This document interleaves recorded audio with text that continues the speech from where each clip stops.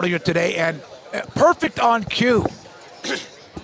Greg McElroy, ESPN, former Alabama quarterback, South Lake Carroll High School. That's it. How you doing? Doing good. It's good to be back home. And even though the Texas that I lived in, that's been some time since we were back in the great state here, but Frisco was not what it is now. It was one school. What are we doing? And it was like Plano. Where are we? Yeah, right. And it's gorgeous. Oh my nice. gosh, it's lit awesome. Up like gorgeous. It's like I know where Louisville is. I know where the Colony is. I know where I know all along the lake, right? And there was I know where Lake Highlands is. I know where Highland Park and all those the Planos and all those up to 75 toll road through 635. But what was that spot in between? Oh, that's Frisco. Yeah, now it's awesome. Yeah, so it's pretty cool, man. And keep going, and you have Prosper, which has exploded, and Salina. then Salina, which used to be that tiny little 2A school that was crazy. Cute. Yeah. With 10 national or 10 state championships.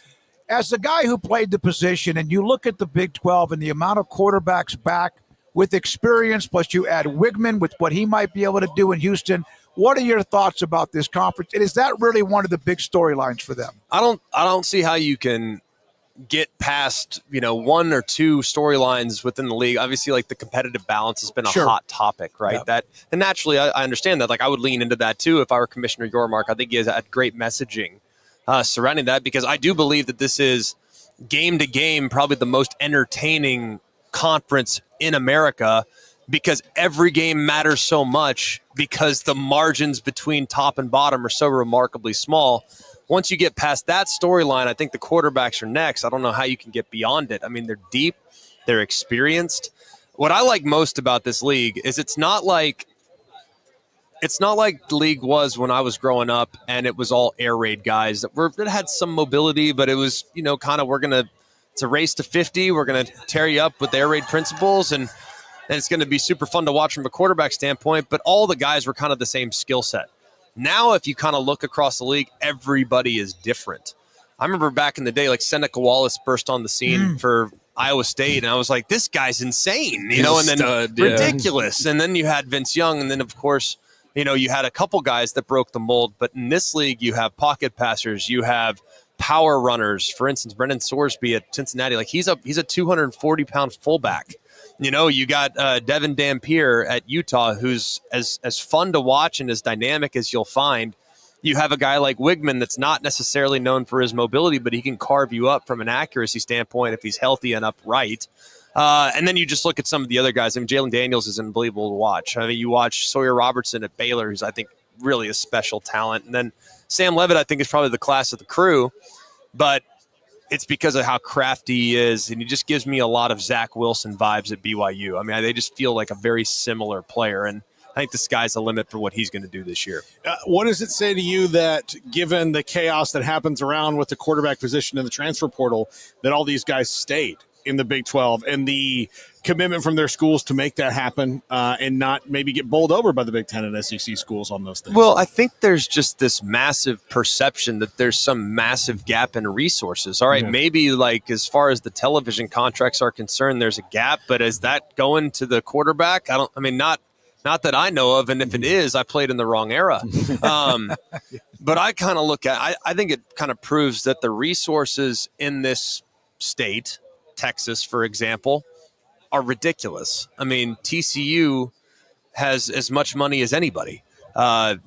Texas Tech has proven over the last 4 or 5 months that they can spend with anybody.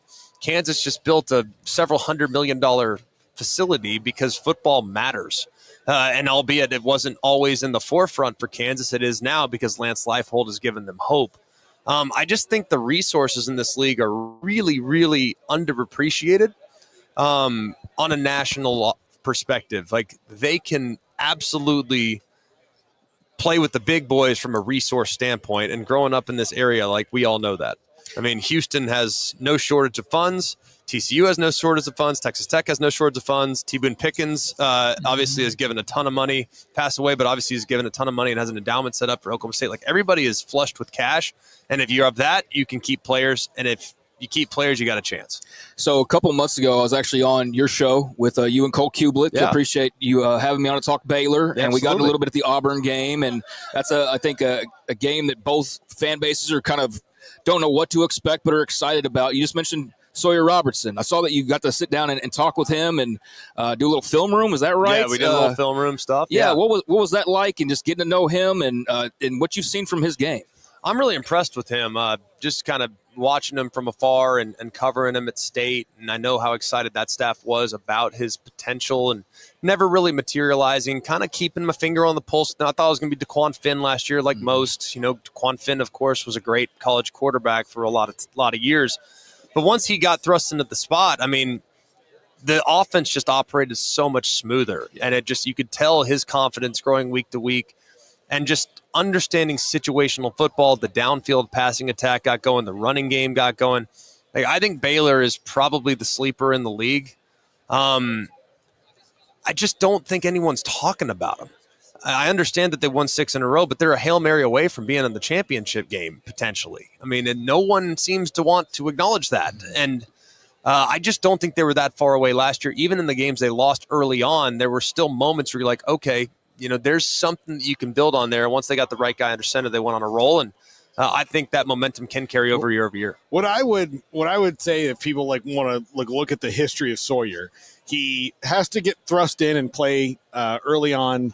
You know, when Blake Shapen got hurt a couple years ago, right? He got hurt really not season ending, but as close as it can, and he played through this calf, ankle, leg injury that he had and wasn't at 100%. And then when he got his opportunities again after that, before DeQuan Finn, I don't think he ever played with 100% confidence it wasn't going to happen again. Yeah. So it just sometimes, and this is a quarterback, all it takes is like a couple weeks in a row of, oh, everything's fine. Yeah. Like, everything's fine. Like, there's no boogeyman. Everything's fine. Once that's gone from him, he's totally different. Well, I've always compared injuries to like a bad breakup. Like, if you go through a bad breakup, you're probably going to jump back into a situation that you probably don't need to jump back into. Like, it takes time to heal mentally from those injuries. And I think that after going through a 4-year career in college, never getting hurt, and going to the NFL and getting hurt 4 times in 3 years, it's like, what the heck? I can't seem to get up my own way, and you just don't trust it anymore.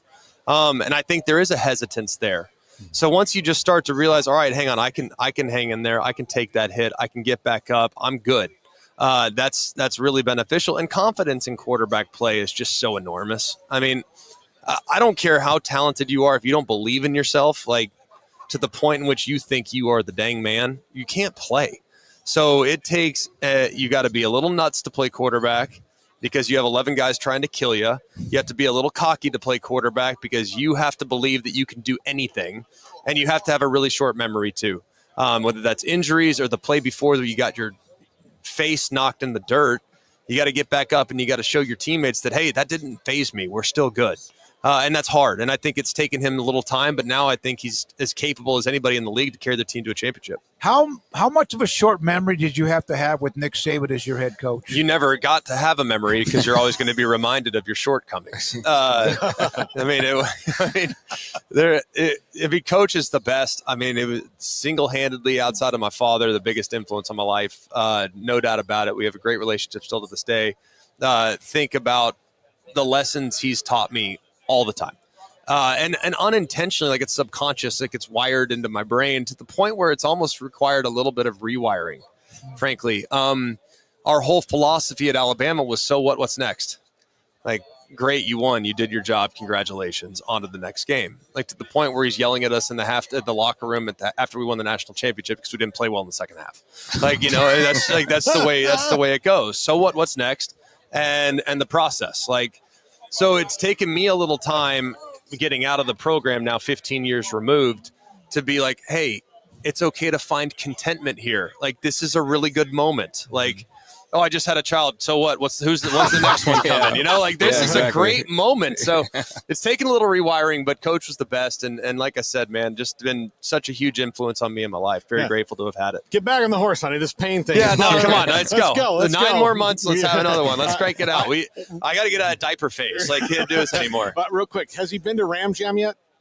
To where? Was it Ram Jam? What's the place that's right there? Oh, Rammer Jammer. Rammer Jammer. Yeah. Rammer Jammer. Has Coach Saban been to Rammer Jammer? Yeah, because he hadn't been. No, there's no way on earth he's been to Rammer Jammer. Okay, 0% chance. Because I heard the story that he looked out his new office. He's like, "Is that place good?" And they're like, "What do you mean? You didn't know that place was there?" Yeah, and the funny thing is, the guy that owned Rammer Jammer, Gary, is a Nick Saban lookalike. What? I'm dead serious. Yeah. If you look him up, look up Gary from Rammer Jammer. He looks exactly like Nick Saban, and it is hilarious to the point where you walk in, you're like, Coach, what's going on there? What are you doing here? Yeah, what's the deal? But no, I'm not surprised at all. Like Coach Saban lives a very methodical life to where he's going to have turkey on his Cobb salad every day for lunch. That's going to be at 11:52. He's going to be done at 12:07. And it's very regimented. I definitely just pulled him out. He looks like Rick Saban. He's like Nick's brother. I wouldn't say they're identical twins, Right. but there is definitely a sneaky good resemblance there.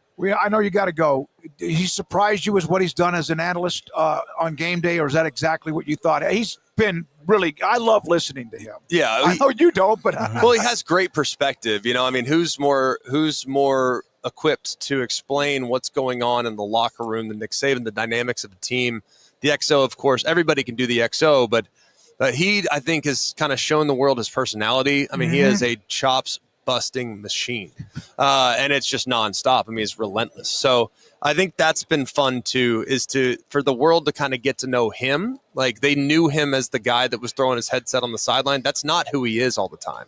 Like, don't get me wrong, he's a robot. But there also are aspects of his personality that have come to the forefront in broadcasting that I'm glad the world's gotten to see, because it was so fun playing for him. Like, you think it's miserable. It's really not. It's so fun because you're winning. It's hard, but you're winning. But it's because of some of the personality traits you see on the set of game day.